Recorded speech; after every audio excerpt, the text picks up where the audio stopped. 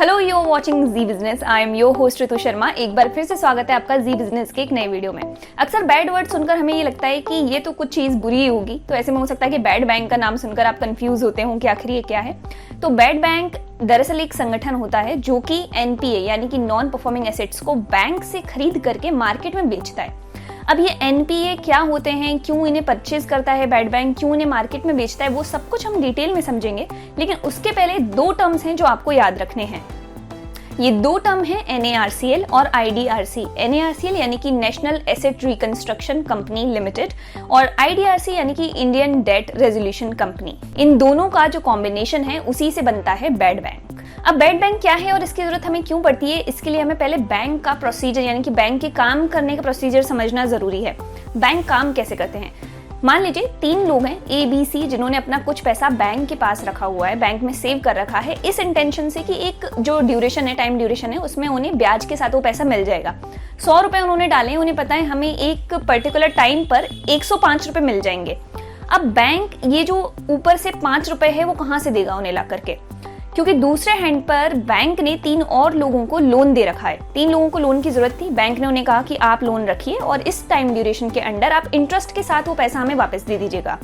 तो जब उन्हें वो पैसा वापस मिलेगा उसमें से 5 रुपए तो वो ब्याज के लिए दे देंगे ABC को और बाकी पैसा बैंक रखता है अपने पास। तो ये होता है बैंक का एक नॉर्मल प्रोसीजर काम करने का। लेकिन अब इसमें एक केस सिनेरियो ये हो सकता है कि जो लोग थे जिन्होंने बैंक से पैसा उधार लिया था, अपना एसेट भी गिरवी रखा हुआ था, जिन्होंने वादा किया था कि वो एक टाइम ड्यूरेशन में इंटरेस्ट के साथ पैसा लौटा देंगे, वो ऐसा नहीं करते हैं, यानी बैंक को उसका पैसा रिटर्न नहीं करते हैं। तो अब आपके मन में ये सवाल आएगा कि उनके पास एसेट्स गिरवी रखे हुए हैं बैंक के पास, जिसे बेच करके वो अपना पैसा सेटल कर सकते हैं।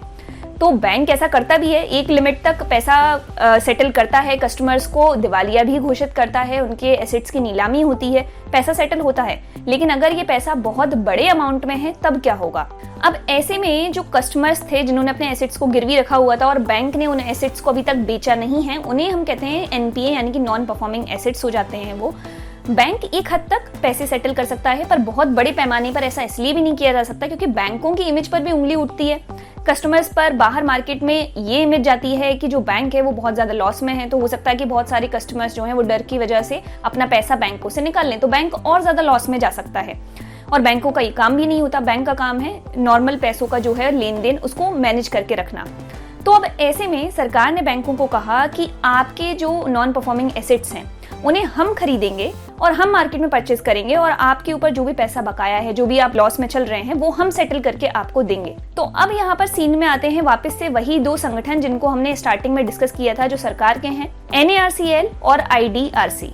अब बैंकों की इसी प्रॉब्लम को सॉल्व करने के लिए सरकार ने बनाया बैड बैंक यानी कि NARCL प्लस IDRC। ये दोनों जो है मिलकर के काम करते हैं और बैंकों से ऐसे NPA जो होते हैं, नॉन परफॉर्मिंग एसेट होते हैं, उन्हें खरीद करके मार्केट में बेच देते हैं और बैंकों को जितना भी वो लॉस में चल रहे हैं वो पैसा उन्हें रिटर्न कर देते हैं। इसमें सबसे पहले रोल में आएगा NARC यानी कि नेशनल एसेट रिकंस्ट्रक्शन कंपनी। ये क्या करेगी, बैंकों से ऐसे एसेट्स को खरीद लेगी।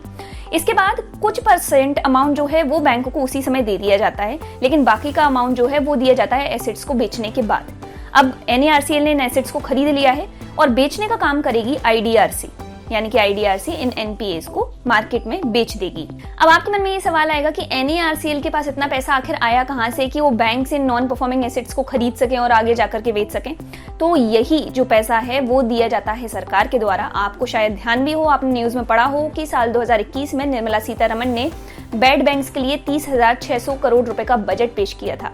ये बजट क्या है, ये बजट यही है कि NARCL को ये फंड दिया गया है ताकि वो बैंक से इस तरह के नॉन परफॉर्मिंग एसेट्स को खरीद सकें और आगे जाकर के बेच सकें। तो जैसे ही बैड बैंक्स ये नॉन परफॉर्मिंग एसेट्स को मार्केट में बेच देते हैं, उनके पास पैसा आ जाता है, वो बैंक्स को ये पैसा वापस दे देते हैं और बैंक्स जो हैं वो लॉस से बाहर आ जाते हैं और यही है बैड बैंक्स का काम। तो इस वीडियो में आपने जाना कि जो जैसा दिखता है वो वैसा हो, ये जरूरी नहीं। बैड बैंक्स असल में काफी काम की चीज है।